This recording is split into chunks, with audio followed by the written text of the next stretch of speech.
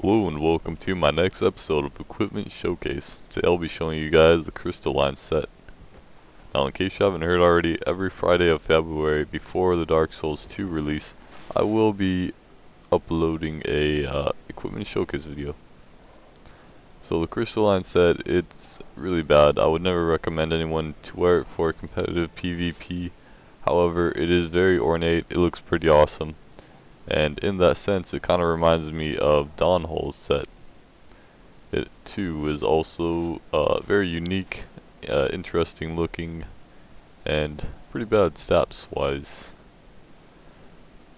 Now, the sword and shield that this Crystalline hollowed NPC uses is the Crystal Greatsword and the Crystal Shield. Now, by legitimate means, this armor, all of the pieces of the armor and the weapon and shield are not legitimately upgradable. However, I did acquire the Crystal Greatsword from a bottomless box hack, and I did not notice until I was done with this video, but it is actually +5 if you haven't noticed already. Now, I did compare the sword stats to +5 Claymore, Crystal Claymore, and it's pretty much the same thing. I'll actually show you guys a picture of that after the moveset, I believe. At some point in this video I'll show it to you guys. So the moveset of this weapon is pretty much the same as any greatsword. And also the weapon and shield that cannot be upgraded, however the armor can.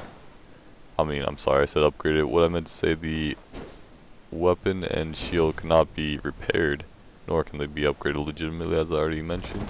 However, the armor can be repaired, despite it being some crystal armor, which normally crystal stuff in this game can't be repaired.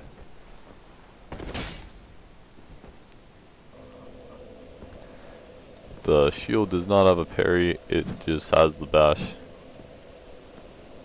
I don't think the bash really comes in useful that often.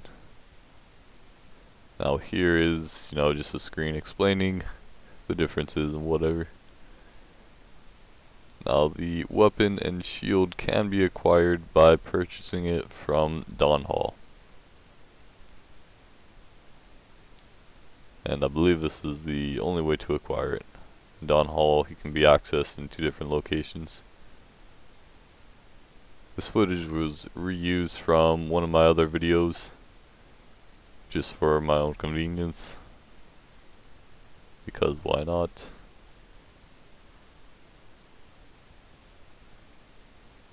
And the armor can be acquired from the Duke's Archives, or the area right before the Crystal Cave. Now, considering how bad this armor stats are, it's kind of strange that the earliest you can access this is kind of midway through the game, after you put the Lord Vessel down in front of the Kiln of the First Flame, or at the Kiln of the First Flame, whatever. Yeah, that area. Now this is a rather mysterious NPC. The only time we really seem to come in contact with this NPC is in his hollowed form. And in the description of some items, I believe it's stated that he is partially crystallized. It's interesting to hear if there is a story behind him. I haven't heard anyone else really talk about his lore or anything, but maybe I missed something. Now, one special property about this armor is that it is actually silent when you sprint or walk. Now, you may still be able to hear some footsteps of your character, however, I believe it is very silent, perhaps even as silent as a light armor.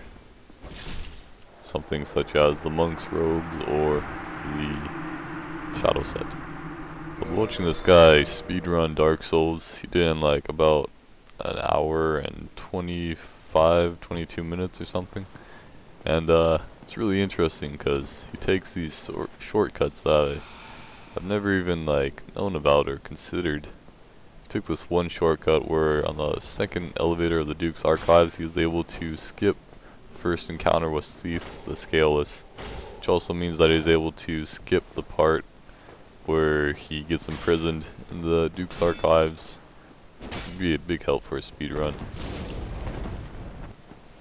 And there's a number of other shortcuts that I didn't know about that were really awesome. But anyways, as you can see, we are now at the PvP.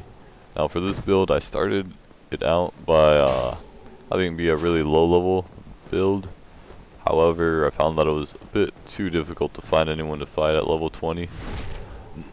So what I ended up doing was I, just leveled up, I believe I just leveled up Vitality. And I think I got to like level 50 or 70, was it?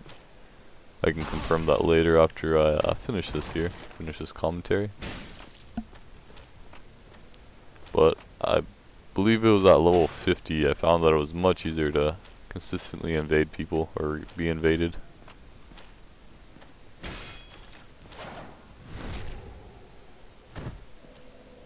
Now I find that with the Greatsword it's much easier to pivot my character to, try and perhaps bait a backstab and then counter backstab, which is what I did in some of my fights.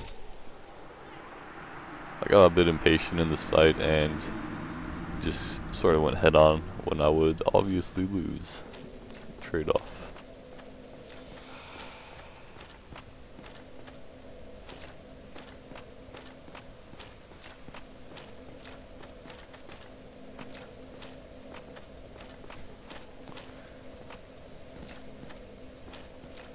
Alright, so it seems none of us are making a move. Finally, someone made a move.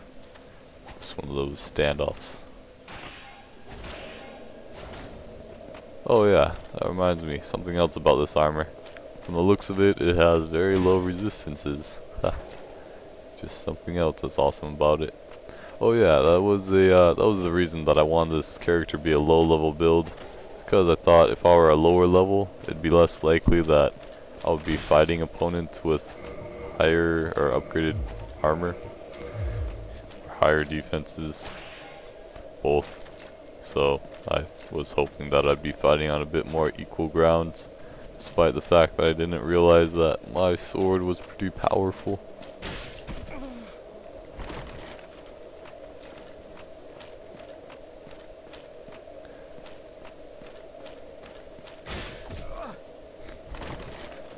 Now, I got several lucky hits on this guy. From the looks of it, I wouldn't really expect this guy to be the type to heal with the Nestus, but oh well, he did.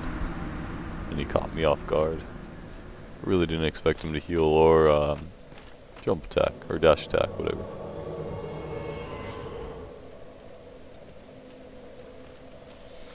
This guy here reminds me of myself, of how I would normally always fight in PvP. This looks like my weapon and shield of choice back when I was a noob, but hell, I'd still use this armor set he's using and weapon and shield. I believe they actually nerfed the eagle shield at some point, if I remember correctly, but I'm sure it's still viable. A low weight, high stability great shield. Only downside to it is that you can't parry.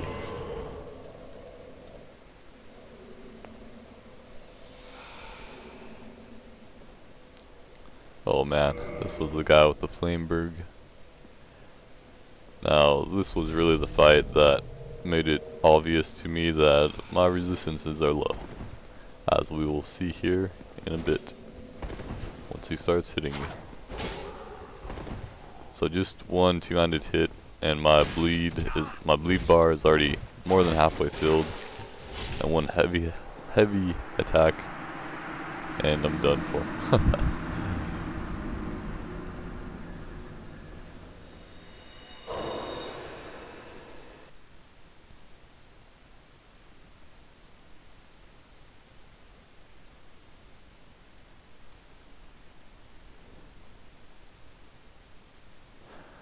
Now, this person I had fought several times, and as you can see, it is a person that relies on those critical hits. And by critical hits, I mean backstabs and parries and ripostes.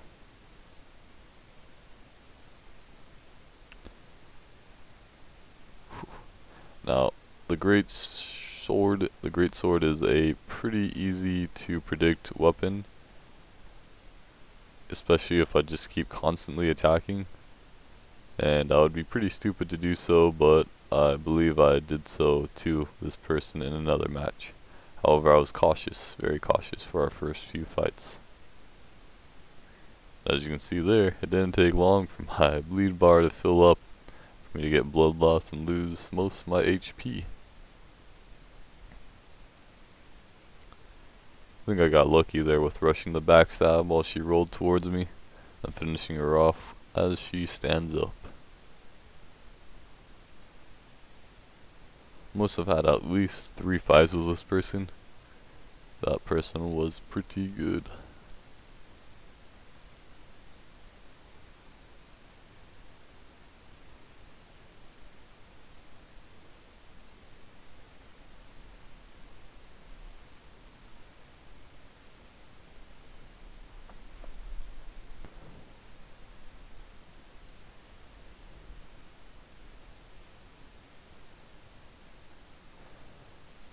Alright, so after getting parried and riposted, I believe I just immediately get parried and riposted again.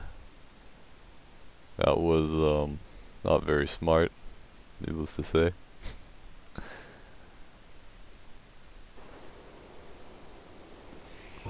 And we have another Artorias set user. However, at some point, I believe this guy takes down a talisman, and I become suspicious. Expecting a Hand of the Gods attack. However, I believe there is none, to my surprise.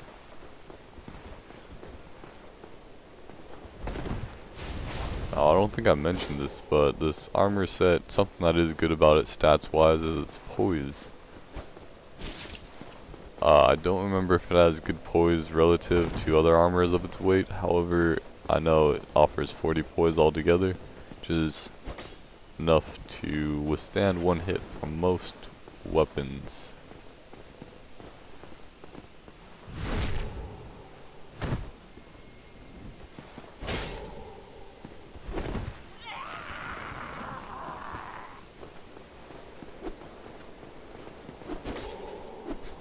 I got really lucky with that dash attack. Alright, so my red tier stone ring is activated, so I do have a chance. And he just gave me a chance. Question is, do I get impatient? Ooh. I don't think patience was really the problem there. It's just me not being quite careful enough. And being able to counterattack while standing up, or after standing up. This once again is the same person with the dagger and the shield.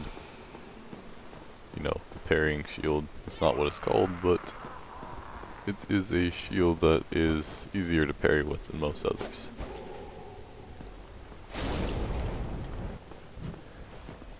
Now, one of the best, or easiest tactics to do to counter parrying, or a person that constantly is looking for a parry like this person here, is to just go for a backstab. However, I don't think that quite worked out for me when I did try to do that, so maybe I just wasn't trying for a backstab hard enough, or as frequently as I should have been. Needless to say, I think this person knew what he or she was doing.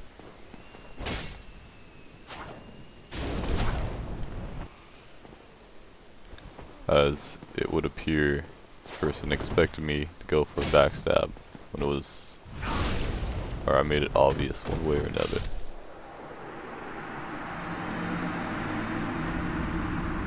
something I need to practice is rollback stabs. I think I got lucky on a few of them several times. Not in this video, but I mean in a future video, let's just say. Yeah, rollback stabs aren't always that easy to do with a medium or especially heavy sets of armor.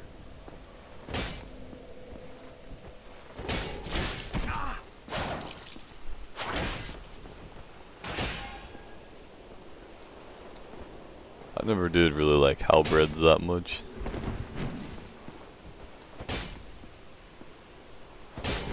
They are fun to use once in a while just because they have a pretty different moveset than most other weapons.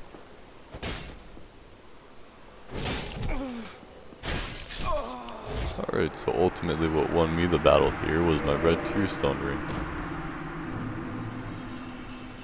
That was all planned. Yes, that was definitely all planned, well planned. And it is the guy with the Flameberg once again. Oh boy, this probably isn't going to end well. Nope, put away the Flameberg. Maybe I stand a chance.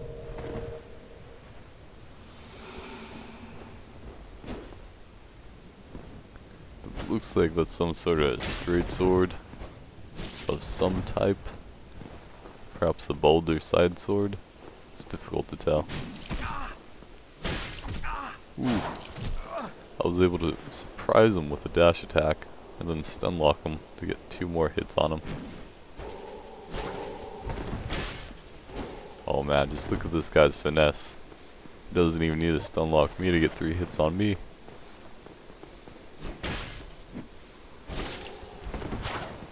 Now, I definitely got too impatient here, as I wanted to keep attacking, however I ran out of stamina, so I was caught off guard. He was able to land an easy hit on me.